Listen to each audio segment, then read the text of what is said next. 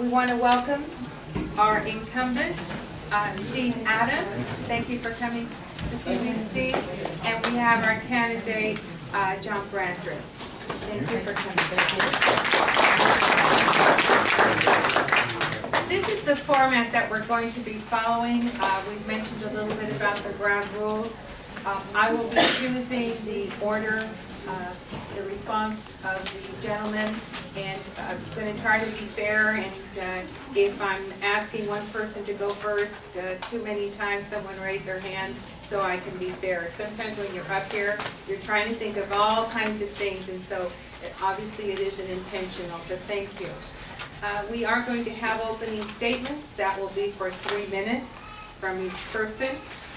Then for the question from the sponsors, which the candidates have beforehand, they will respond, and they will have 2 minutes for that. And then the answers to the audience questions, your questions, will be 2 minutes. Woody Rucker Hughes, the president of NAACP, will be looking at the questions and sorting them out so that we don't get repetitive questions or questions about the same topic. And then we are going to ask the gentleman for closing statements of 3 minutes each. Okay? Any questions right now? We don't have a microphone, so if you cannot hear or having difficulty, I invite you to come forward so we can find a chair in the front for you. Otherwise, I'm going to feel like I'm screaming at my kids, and they're grown, so I don't scream anymore. Okay. Lucky you. Okay, we're going to begin with opening statements, and we're going to ask Mr. Adams if he would mind, be free to stand up, or it's going to be a little time consuming if we keep going back and forth there. Whatever. Well, since I'm the shortest one here, I'll go ahead and stand up. You might not be able to tell the difference. First, I want to thank the League of Women Voters, the NAACP, the Latina group, and I know there's one other that was involved. AUW. I'm sorry? AUW. Yes. Thank you very much for allowing us to come before you and present ourselves to you. My greatest honor that I've ever had was to be elected by the people of Ward 7, to represent them for the last 7.5 years. In that period of time, we have accomplished much. When I came in here, we had the highest crime rate in the city. Now we have one of the lowest. We had 85% of our children walking to school in the street. Now 98% of them walk on sidewalks, safe route to school. We had the worst flooding in the city of Riverside. Now we have the least. All of our parks were in horrible shape. Those of you who live here know that's for a fact. Nothing had been done for nearly 40 years. Every park had been transformed, rebuilt, upgraded. We have a La Sierra Senior Center, and we're building our first new park in 30 years, Doty Trust, named after 2 partners of mine from the police department that were murdered here in La Sierra. Much has been accomplished, but much is yet to do. We have accomplished the big things. We have, our library has been remodeled, 5 new fire stations, 50 new police officers. We have done those things, the big things.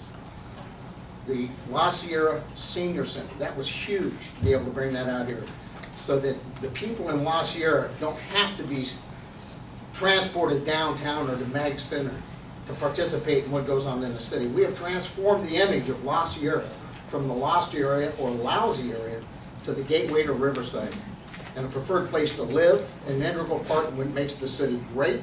We're an economic engine for the city of Riverside. We are Riverside. For many years, we were underrepresented, and now we are represented. We're entering into a very dangerous, treacherous time. We have a balanced budget. We were named the financially most sound city in the state of California. We have a balanced budget, $42 million in cash reserves, and we've resolved our pension reform with all but one of our employment groups here. That's a great success story. But again, we're not done. But now we've done the big things, we need to do the quality of life things. So we're doing the streets, we're repaving streets. Our streets are in horrible condition. Oh, man. But we're doing them now. Now we're doing about 1 street a week. Before it took us 1 street every 2 or 3 months. because we had to acquire property. You know, those of you who live out here understand, this was in the county.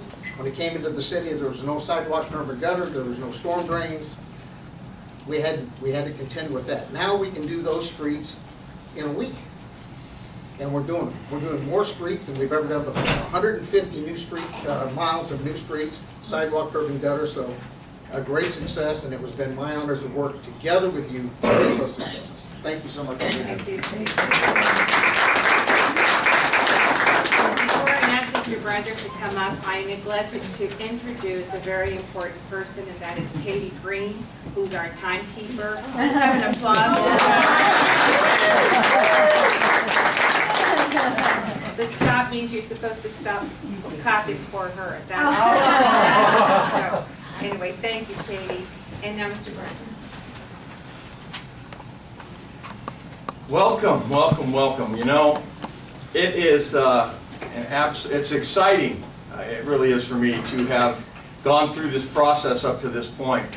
When I first decided to run, I didn't know what to expect. I'd worked on some other campaigns, but it was nothing like actually being the candidate. And I am extremely thrilled to see everybody here this evening. I really want to thank everybody for coming to this and showing an interest and actually caring. And I'm sure your questions are going to be great, and I appreciate it. Just to give you a little background for those of you that I don't know, I moved here roughly 18 years ago to the Los Sierra area. We brought up our family here. Our kids went to school here. We did the Little League and the Girl Scouts and the Boy Scouts and all that stuff in the community. I just retired from UPS after almost 30 years.